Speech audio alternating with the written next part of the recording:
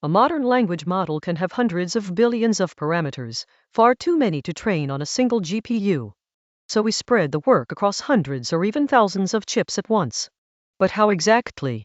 In this video we will walk through the main strategies: data parallelism, tensor parallelism, pipeline parallelism, and memory sharding with FSDP and ZRO, and finally how they all combine into 3D parallelism. Start with one GPU. To train a model, its memory must hold four things at once: the parameters themselves, a gradient for every parameter, the optimizer states, which for Atom are 2 extra copies, and the activations from the forward pass. A 10 billion parameter model in mixed precision needs well over 100 gigabytes just for weights, gradients, and optimizer states, far beyond any single card. That memory wall is exactly why we must split the work.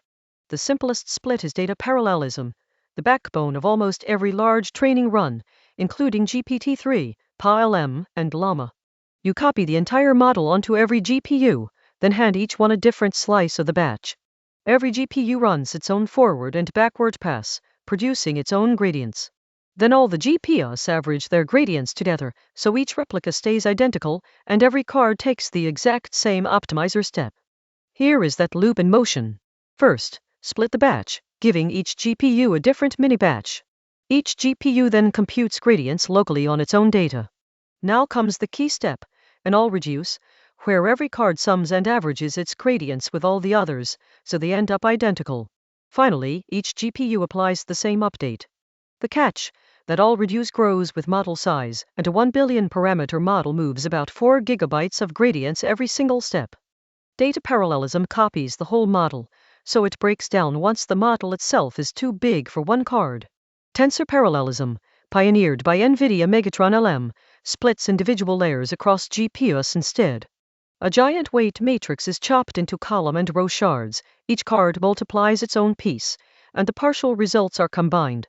It is communication heavy, needing several all-reduces per layer, so it is almost always kept inside a single server where GPUs are linked by fast NVLink.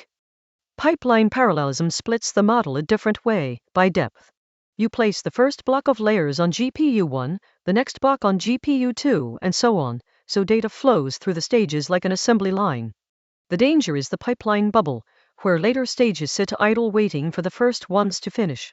The fix is to break each batch into many small micro-batches and keep them flowing, so every stage stays busy. Tensor and pipeline parallelism both split the model itself, but they trade off very differently. Tensor parallelism talks constantly, with several all-reduces inside every single layer, so it demands the fastest possible links and lives inside one server. Pipeline parallelism talks rarely, only handing activations between stages, so it tolerates slower links and can stretch across servers. In practice, teams use tensor parallelism within a node and pipeline parallelism between nodes. There is a fourth idea that supercharges data parallelism: sharding. Plain data parallelism wastefully stores a full copy of the parameters, gradients, and optimizer states on every single GPU. Fully sharded data parallel, or FSDP, and deep speeds ZRO instead split those three states across the cards, so each holds only a fraction. When a layer is needed, its parameters are gathered just in time, used, then released. You get data parallelism simplicity with a fraction of the memory.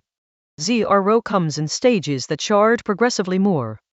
Stage 1 shards just the optimizer states, roughly a 4 times memory saving with almost no extra communication. Stage 2 also shards the gradients.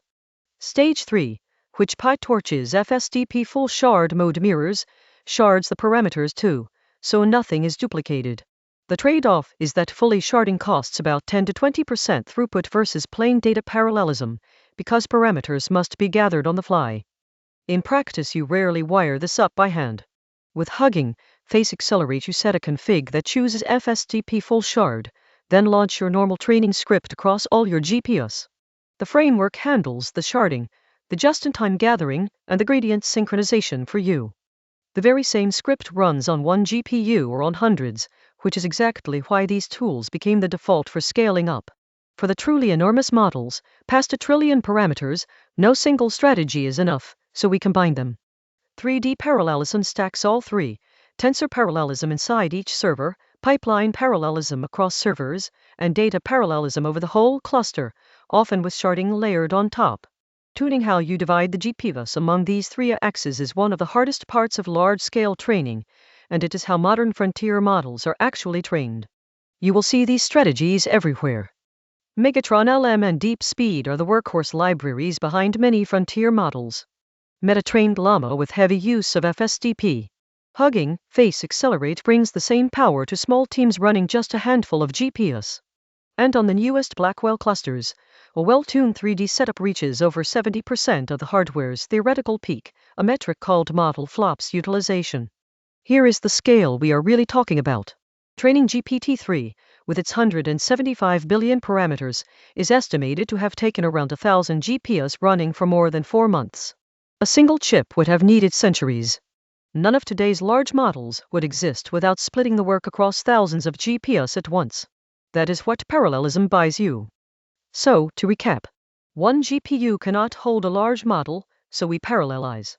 Data parallelism splits the batch, tensor parallelism splits each layer, pipeline parallelism splits the model by depth, and FSDP or ZRO shards the states to save memory. Combine them and you get 3D parallelism, the recipe behind every frontier model. Save this and follow for more simple AI explainers.